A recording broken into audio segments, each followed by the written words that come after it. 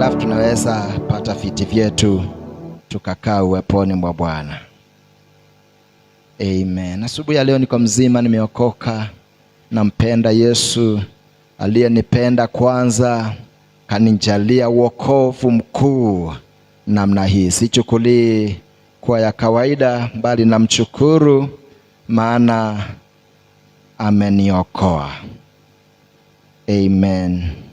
Nashukuru kwa ajili ya nafasi pia kupata hata kwa ajili ya kusimama mbele yenu asubuhi ya leo.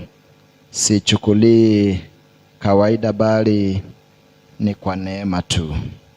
Basi asubuhi ya leo twende katika mafundisho yetu katika kitabu cha Judges ama Waamuzi. Judges ama Waamuzi, kifungu ni kile cha 6. Tasoma mistari kadhaa pale, na naamini tutakuwa wakubarikiwa pamoja.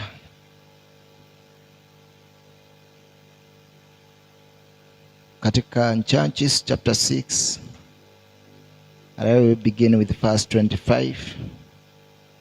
Judges chapter 6 and verse 25. And I read, "And it came to pass the same night that the Lord said unto him, Take thy father's young bullock, even the second bullock of 7 years old, and throw down the altar of Baal that thy father has, and cut down the grove that is by it, and build an altar unto the Lord thy God upon the top of this rock in the ordered place, and take the second bullock and offer a burnt sacrifice with the wood of the grove which thou shalt cut down."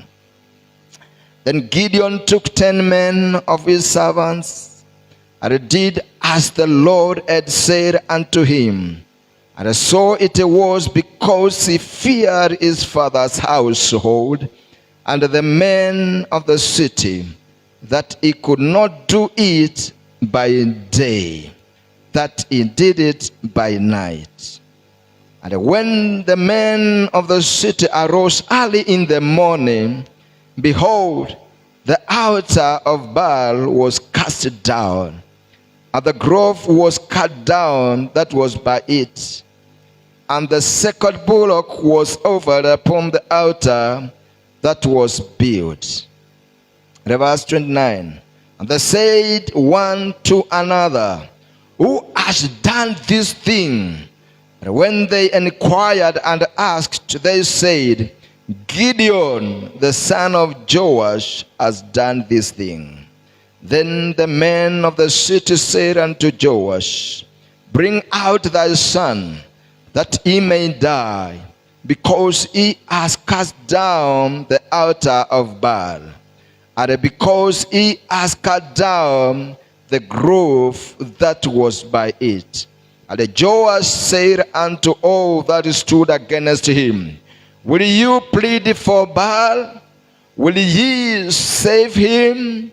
He that will plead for him, let him be put to death, whilst it is yet morning. If he be a god, let him plead for himself, because one has cast his altar. Therefore on that day he called in Jerubbaal, saying, Let Baal plead against him, because he has thrown down his altar. Father, in the name of Jesus Christ, this morning we draw nigh thee. Our hearts, Lord, lifted unto thee, looking unto thee, our help, our Savior, our deliverer. We bless you and we worship you because of this wonderful day. Oh my God, we have read thy word in our ears. How I pray, Holy Spirit, that you may minister unto us. Teach us this morning. Oh, direct us this morning. Revelate thy word unto us this morning. Father, I decrease that you may increase, because I'm just but a vessel. I pray this morning, Lord, you shall use thy vessel for the honor and the glory of your holy name. Holy Spirit of God, have your way. Let you take over the control. Let you have your way in our lives, in our hearts, in our situations, in our families, in everything, oh my God. And let you be lifted, you the only true God. And let every other gods be brought down. We lift your name and glorify thee. Be thou exalted, be thou glorified. For it is in the name of Jesus Christ we pray and believe. Amen. Asubuhi ya leo ningependa tu niongee kifupi juu ya ujumbe ambao nimeupa kichwa pulling down evil altars and erecting a holy altar for God. Pulling down evil altars and erecting up an holy altar for God. Kushusha, kuharibu kila madhabahu maovu na kumjengea Bwana madhabahu yaliyo matakatifu. Bwana Yesu asifiwe. Oh, Bwana Yesu asifiwe.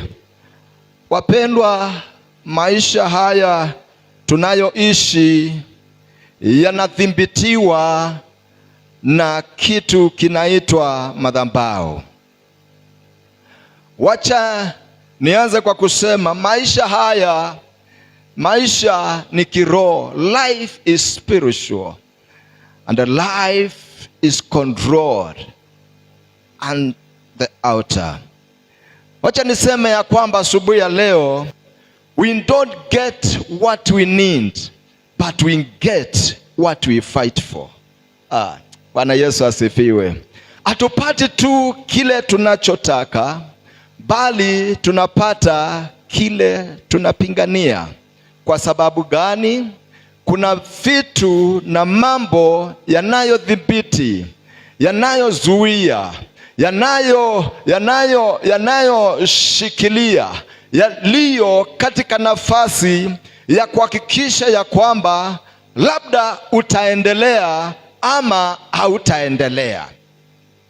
Katika kifungu hiki cha 6 ukianza, utapata pale inaanza kwa kusema wana wa Israeli walimtenda Mungu dhambi tena. Kirudi kifungu cha 5 walikuwa wamekaa kwa miaka 40 wakiwa katika amani, wakiwa katika starehe, wakiwa wanaendelea vizuri. Lakini ilipofika kifungu kile cha 6, inaanza kwa kusema wakamuasi Mungu, wakaacha njia za Bwana. Kila wakati wana wa Israeli walipoacha njia za Bwana, Mungu alikuwa anawapeana katika mikono ya watesi. Alikuwa anawaachilia wakaweze kupingwa na adui. Na kwa sababu hiyo hapa walipomwacha Mungu, kama vile aliambia nabii wake, mnapokuwa pamoja nami, nami nitakuwa pamoja nanyi, na mnaponiacha, nami nitawaacha. Wakangeuka wakamwacha Mungu. And the children of Israel did evil in the sight of the Lord, and the Lord delivered them into the hand of Midian 7 years. And the hand of Midian prevailed against Israel, and because of the Midianites, the children of Israel made them the dens which are in the mountains, and the caves, and the strongholds. And so it was when Israel and saw that the Midianites came up, and the Amalekites and the children of the east, even they came up against them, and they encamped against them, and destroyed the increase of the earth, till thou come unto Gaza, and left no sustenance for Israel, neither sheep nor ox nor ass. For they came up with their cattle and their tents, and they came as grasshoppers from multitude, from both they and their camels were without numbers. And they entered into the land to destroy it. And Israel was greatly impoverished because of the Midianites. And the children of Israel cried unto the Lord. Wana wa Israeli, Mungu akawaachilia, wakawa mikononi wa Midiani, wakateswa. Maandiko inasema walikuwa wanapopanda hawa wa Midianites na kabila zile zingine wanawainukia, wanakuja, kile kilikuwa kwa shamba chote kinaangamizwa, wanakuja mpaka na hata ngamia zao zinaachiliwa, zinakula kila kitu kilikuwa katika mashamba yao. Biblia inasema kama zinge, walikuwa kwa wingi wanafangia kila kitu. Wana wa Israeli wanambaki kwa njaa, wanambaki kwa shida. Ng'ombe zao, kila kitu chao kinatwaliwa, kinachukuliwa, na wakaangaika mikononi mwa watesi wao. Hadi wakafika mahala wakamulilia Mungu, wakamwambia, Bwana turehemu. Ni kweli wewe ni Mungu mwaminifu, na ukisoma maandiko utaona ukiendelea vile wanasema juu ya vile Mungu alikuwa pamoja na wao, na vile Mungu aliinua nabii akawaambia, henyi wana wa Israeli, kumbukeni Mungu vile alikuwa pamoja nanyi, akawaondoa katika mikono ya watesi wenu kule Misri, akawapingania mpaka akawaleta katika ile nchi kwa njia ingine. Sio Mungu akana makosa, Mungu yeye ni mwaminifu. Kwa njia ingine, sio Mungu atiana uwezo wa kuwaokoa kutoka katika mikono ya Midiani, lakini nyinyi kwa kuacha njia zake na kuanza kuabudu miungu mingine ambaye alisema katika sheria zake, ikiwa mtasishika kweli kweli, nami nita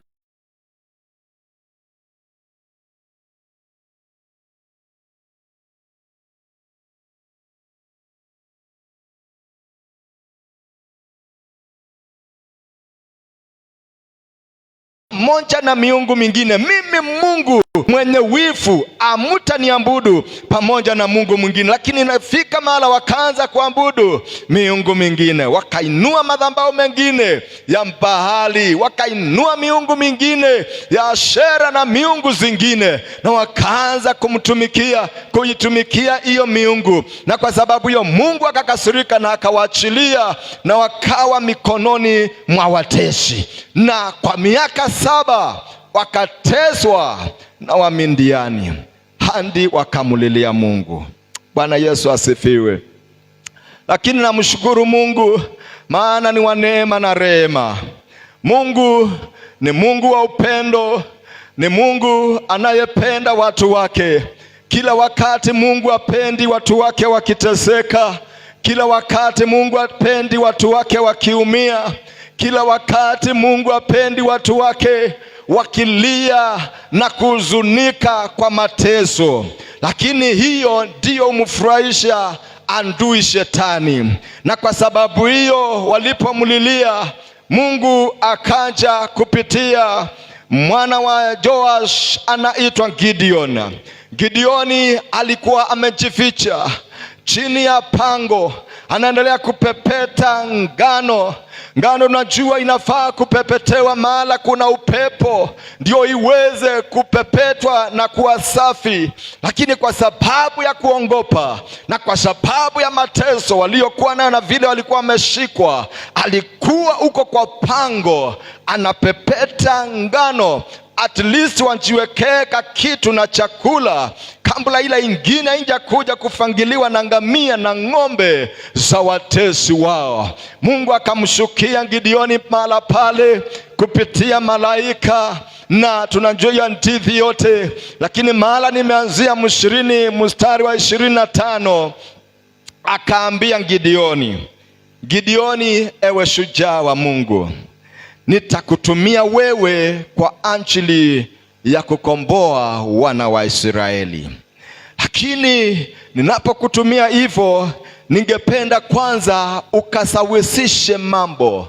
Ningependa ukaanze kwa nyumba ya baba yako, na ile miungu ambayo imeinuliwa ukaweze kuivunja.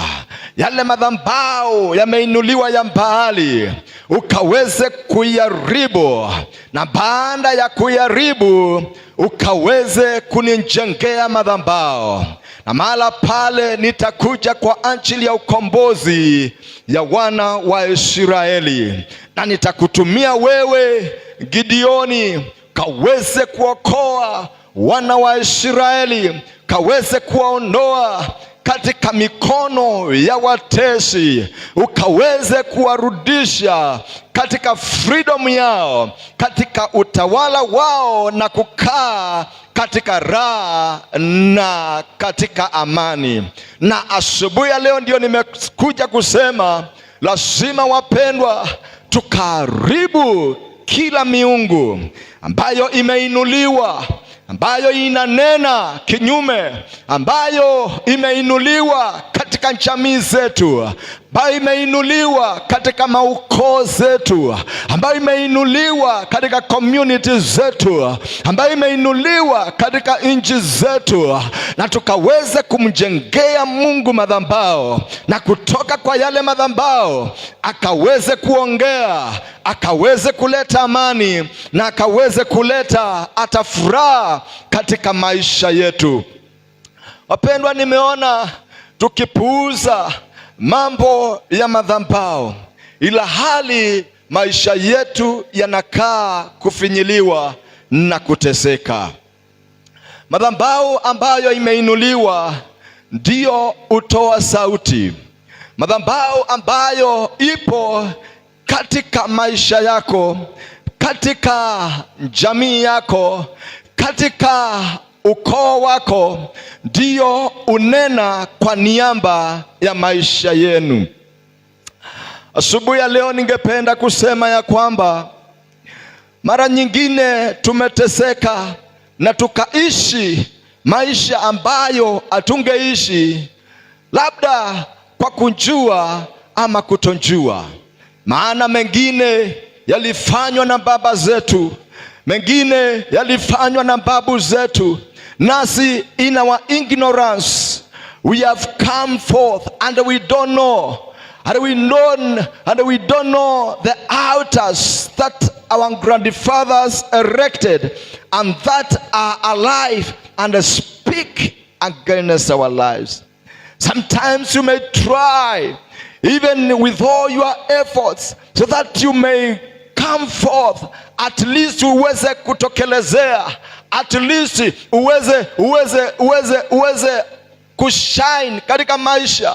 Lakini mradi kuna madhabahu inanena kinyume nawe, mradi kuna madhabahu ambayo imeinuliwa katika maisha yako na inanena kinyume na maisha yako, wapendwa, itakuwa ngumu kwa ajili yetu kuendelea.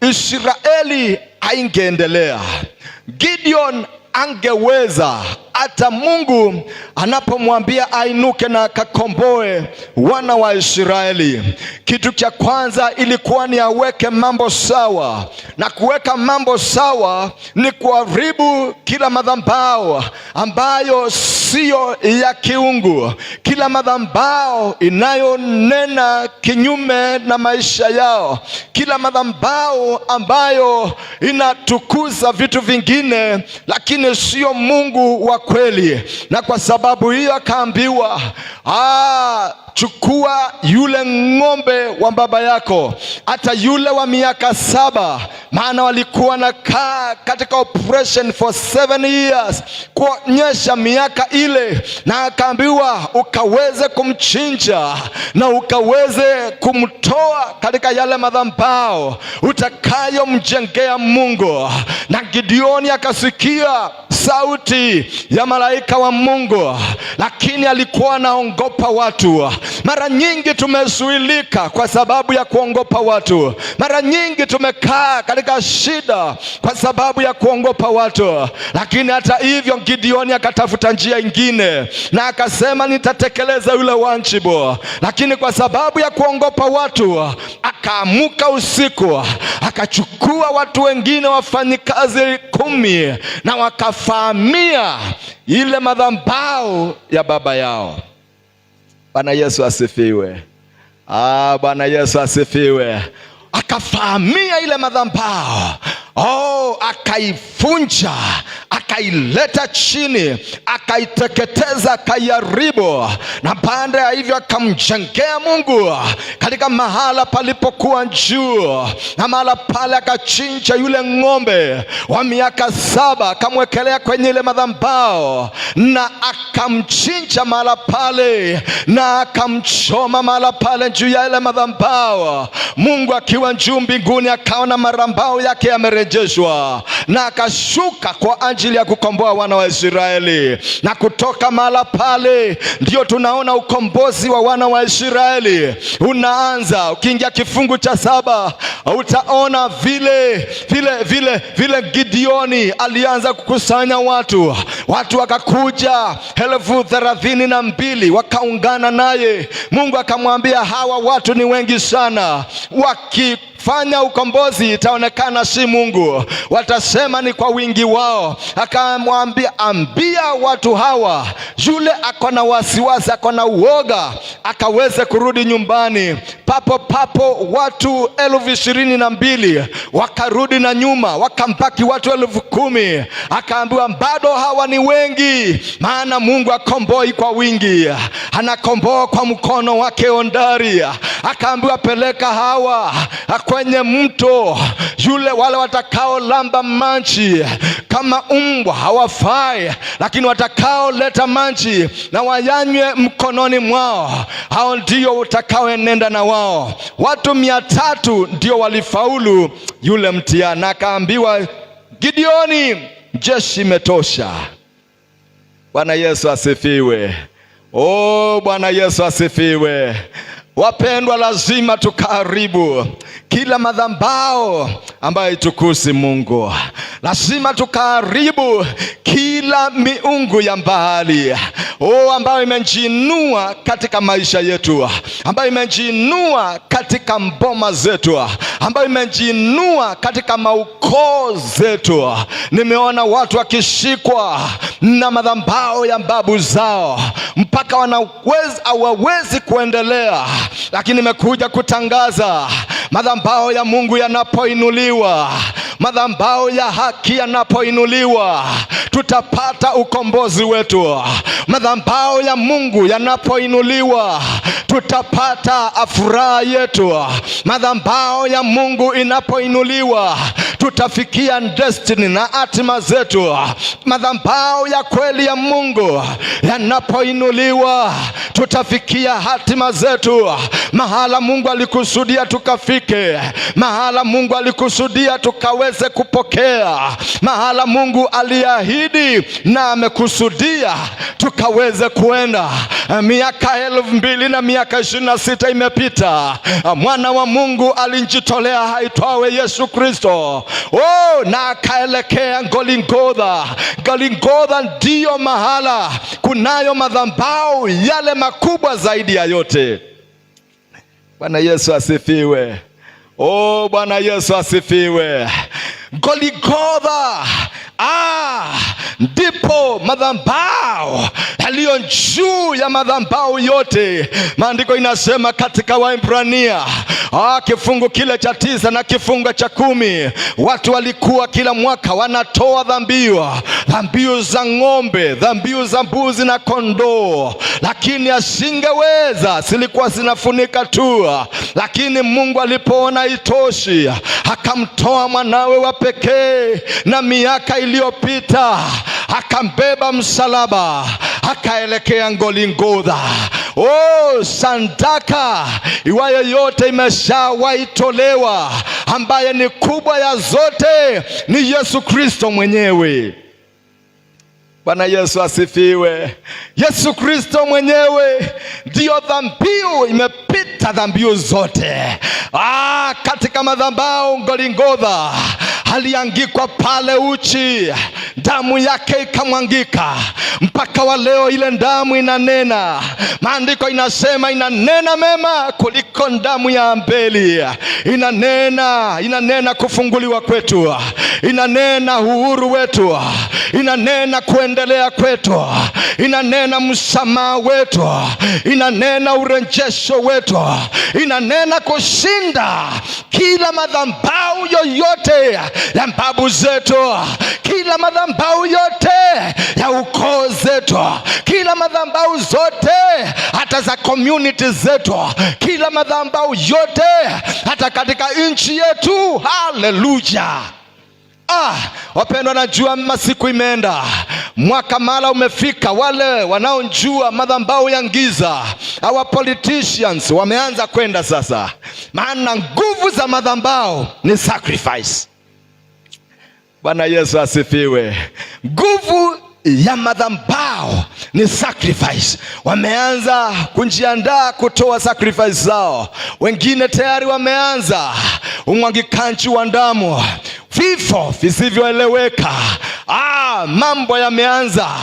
Wameanza kwenda katika madhabahu yao ya giza, wameanza kwenda katika madhabahu yao, wakatoe sadaka, wakatoe masacrifice, wakatoe kwa ajili ya kutiwa nguvu, ili madhabahu yao yakanene kwa ajili ya kufanikiwa kwao, kwa ajili ya kuendelea kwao. Lakini nimekuja asubuhi ya leo kunyamazisha kila madhabahu ya bahali, kunyamazisha kila madhabahu ya kinyume, na kutangaza madhabahu moja tu ambayo imeinuliwa kuliko madhabahu yote. Yesu Kristo ameinuliwa. Bwana Yesu asifiwe. Wana wa Israeli ilikuwa lazima wakaangamize, wakaharibu yale madhabahu, lakini kila wakati wakikosa yale, Mungu alikuwa anawaachilia. Katika kitabu cha Deuteronomy, in the book of Deuteronomy chapter 12, as I do to sum up because of my time, in verse 1 it says, "These are the statutes and the judgments which ye shall observe to do in the land which the Lord God of thy fathers giveth thee to possess it all the days that ye live upon the earth. Ye shall utterly destroy all the places wherein the nations which ye shall possess served their gods, upon the high mountains and upon the hills and under every green tree." And verse 3, "And ye shall overthrow their altars and break their pillars and burn their groves with the fire.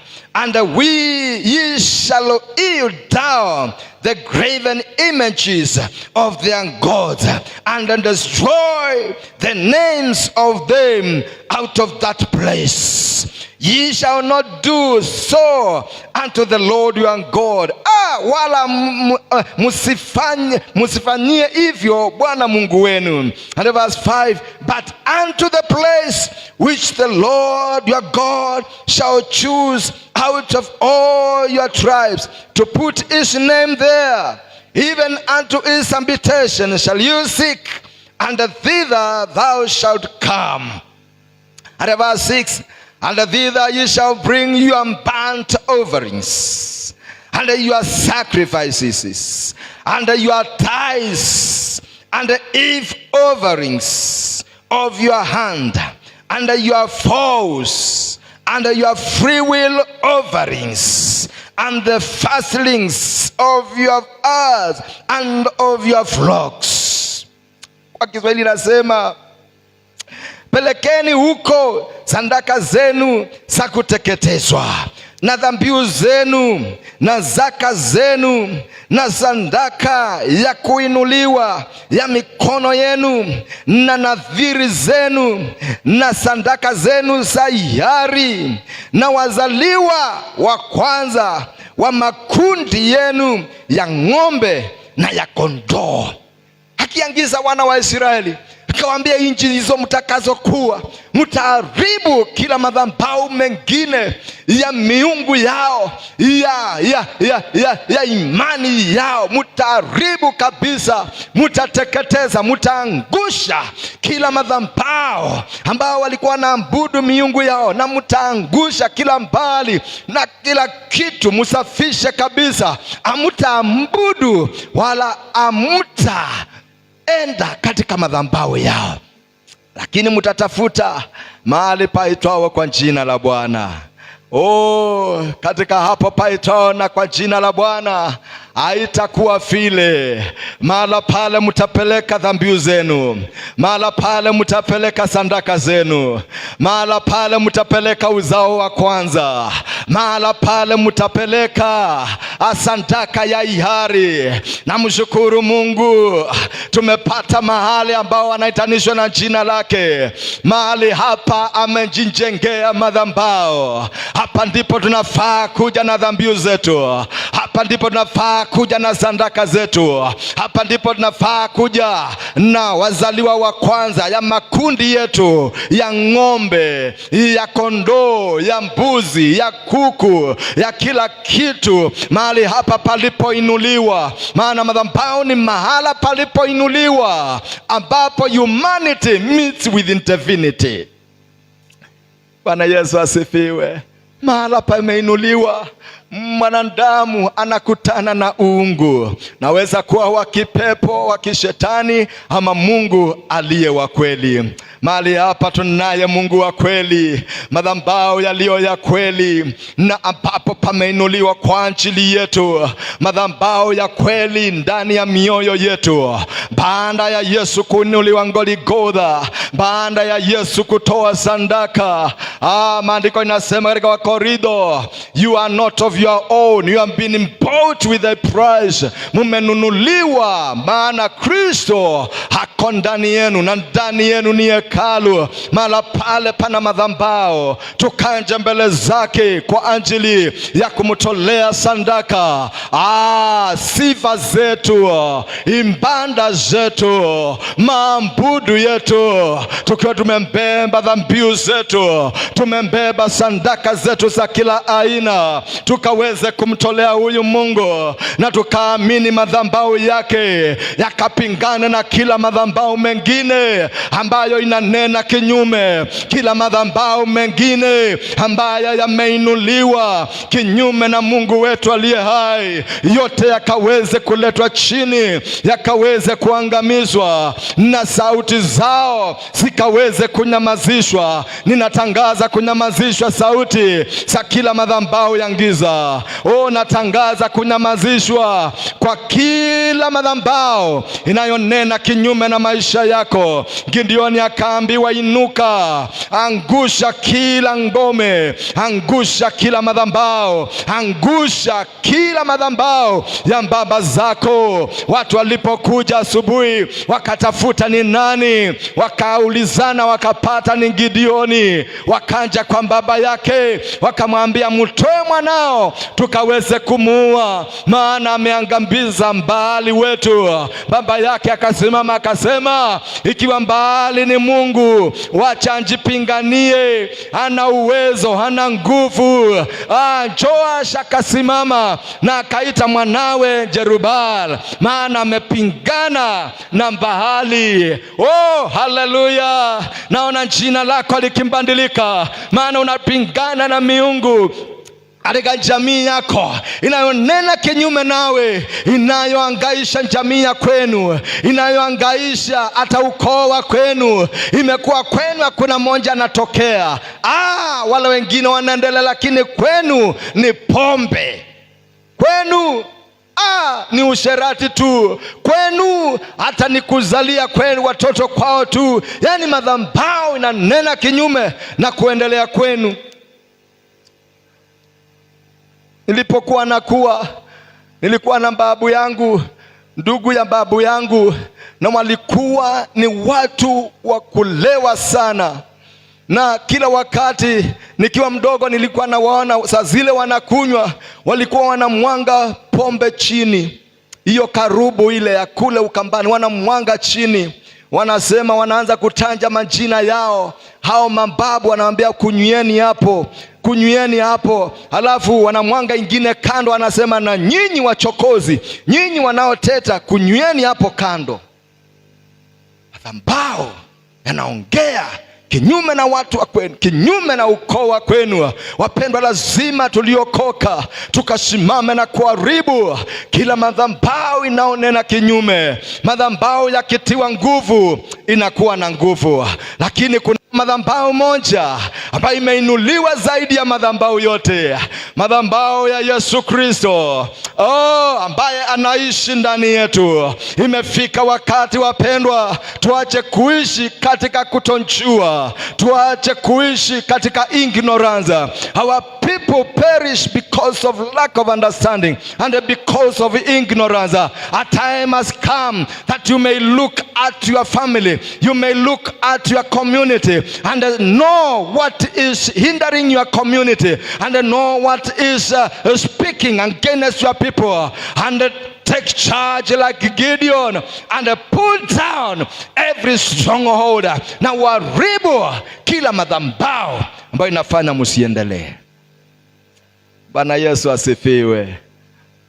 Bwana Yesu asifiwe. Madhabahu ya kinyume inaponena kinyume nawe, na inapotiwa nguvu kwa kuwekwa sadaka, kwa kuwekwa dhabihu, ndio inakuwa imeinuliwa. Lakini inaponyamazishwa kwa kuinua madhabahu mengine, Yesu Kristo napomuinua, anaharibu nguvu za kila madhabahu mengine, anaharibu nguvu za madhabahu yale mengine, na kuna mpaki madhabahu tu ya Mungu katika maisha yetu. Kuna mpaki madhabahu tu ya Mungu inayonena kuendelea kwetu, inayonena ufanisi wetu, inayonena hatima yetu, inayonena kuafikia yote. Ahadi zote ambazo Mungu alinena katika Deuteronomy 28 aliposema, ikiwa mtakuwa waangalifu kusikia sauti yangu na kuifuata, baraka hizi zitakuwa juu yenu. Baraka hizi zitakuwa juu yenu. Mtakuwa mmebarikiwa mtokapo na mrudipo. Mtakuwa mmebarikiwa, mtakopesha wala hamtakopa. Mtakuwa mbele wala si nyuma. Mtakuwa kichwa, hamtakuwa chini. Kitu chenu cha kuweka unga wenu akitakauka. Mahadi ziko, soma katika Deuteronomy 28 verse 1 to 14, uone baraka, ahadi za Bwana, ahadi za Bwana. Tunapomuinua Mungu na tunapoinua madhabahu yake, mtiifu kwake, kumwabudu tu yeye wa pekee, kumtukuza tu yeye wa pekee, kukataa na kunyamazisha na kuleta chini kila madhabahu mengine inataka kujiinua. Kuna damu inanena mema, kuna damu inanena mema, kuna damu inanena mema juu ya jamii yako, kuna damu inanena mema juu ya kanisa lako, kuna damu inanena mema juu ya kuinuliwa kwako, kuna damu inanena mema, kuna damu inanena mema, kuna damu inanena mema. Kataa asubuhi ya leo na useme, sitainamia miungu ingine, sitainamia miungu ingine. Danieli akasema, hatutapigia magoti mnara wako, wakiwa na Shadraka na Meshaka na Abednego. Joshua akasema, changueni leo kama mtaabudu hiyo miungu mingine, lakini mimi na nyumba yangu tutamwabudu Mungu wa kweli. Hatutaangalia juu ya madhabahu mengine, hatutaruhusu madhabahu mengine katika maisha yetu. Tutamtumikia huyu Mungu wa pekee, Mungu wa baba zetu, Mungu wa Ibrahimu, Isaka na Yakobo, na tunajua yeye ni mwaminifu, atatuonekania. Mpendwa, mtazame huyu Mungu, na kila madhabahu mengine yakaishiwe na nguvu, na madhabahu ya Mungu ikanene katika jamii yako, ikanene katika maisha yako, ikanene katika jamii yako, ikanene. Madhabahu huongea, ikanene sasa juu ya maisha yako. Shayalabakalabaribos zolobokoria mazanda. Rapapala mazekeria mazaya laba. Sitaabudu miungu mingine. Shilamakala mandelebo sokoria mazaya. Sitaabudu miungu mingine. Ramakaya laba. Sitapinga mangoti. Mungu wangu, hatutainamia miungu ingine. Jehova, Mungu wangu, tusaidie tukapigane na kila madhabahu mengine yote inaonena kinyume na maisha yetu. Na Bwana, kutoka siku ya leo kaishi maisha ya ushinda. Kila Bwana mateka tumeshikwa kwa sababu ya kuinua miungu mingine, tumekurejea Bwana. Bwana, tumekurejea. Turehemu Bwana, tukomboe, maana wewe ni Mungu mwenye nguvu. Uliwaongoza baba zetu, ukafanya maajabu, ishara Bwana, katika nyika ukatengeneza njia mahala pakuwa na njia. Wewe ni Mungu mwenye uwezo Bwana, tuonekanie Bwana, tushindanie Bwana, tuimarishe katika kila jambo. Hakuna madhabahu itaongea kinyume na maisha yetu. Hakuna madhabahu yataleta shida katika watoto wetu, maana madhabahu yako Bwana yako na nguvu zaidi ya yote. Bwana, tusaidie kutia madhabahu yako nguvu kwa kuleta sadaka zetu kila wakati, kwa kuleta Bwana tadhambiu zetu za kila aina Bwana katika madhabahu haya ambayo umeinua. Tusaidie Bwana ili tukatie madhabahu yetu nguvu kwa njia ya kuleta dhambiu kwa ajili yako, maana watu wa ulimwengu mwingine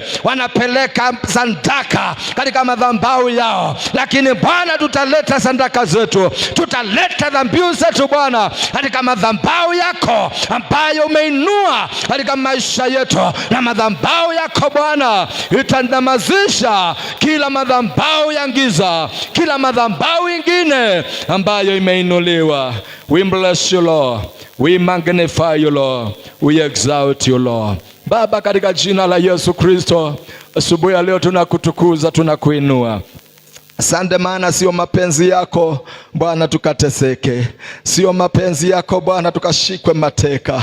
Unatupenda sana Bwana, ulituokoa na sababu, lakini Bwana katika our ignorance Bwana tunakuasi, tunajipata chini ya mateka, tunajipata Bwana tumeabudu vitu vingine, tunajipata Bwana tumeinua vitu vingine kuliko wewe, tunajipata Bwana tumecompromise. Tusaidie Bwana, tusaidie Bwana ili tusicompromise, bali Bwana tukakusimamie Bwana, tukakupee kilicho bora katika maisha yetu. Bwana tusaidie. Uimidiwe na utukuzwe, maana wewe ni mwaminifu. Bwana, asubuhi ya leo nainua wapendwa hawa. Labda kuna madhabahu inaongea kinyume na maisha yao, labda kuna madhabahu inaongea kinyume na watoto wao, labda kuna madhabahu iliinuliwa na babu zetu na hatujui. Oh my God, Bwana tusaidie ili Bwana tukapate ufahamu na tukaweze kuleta chini ya hayo madhabahu ya babu zetu, na Bwana tukainue madhabahu yako katika community hii. Bwana, tumeshikwa mateka na madhabahu mingi ya kila aina, mengine ya traditions zetu. Bwana tusaidie, ukatukomboe kutoka kwa haya madhabahu, na Bwana ukakuinue wewe wa pekee. Tunakupenda Bwana asubuhi ya leo. Tusaidie Bwana kila siku itwayo leo tukakuishie Bwana na tukakutukuze. Pokea sifa na heshima, na ni kwa jina la Yesu Kristo tumeomba na kuamini. Amen. Bwana uzima wabariki. Kipata muda tutaendelea katika hiyo, ni somo kubwa sana, nimetanja tu kidogo. God bless you.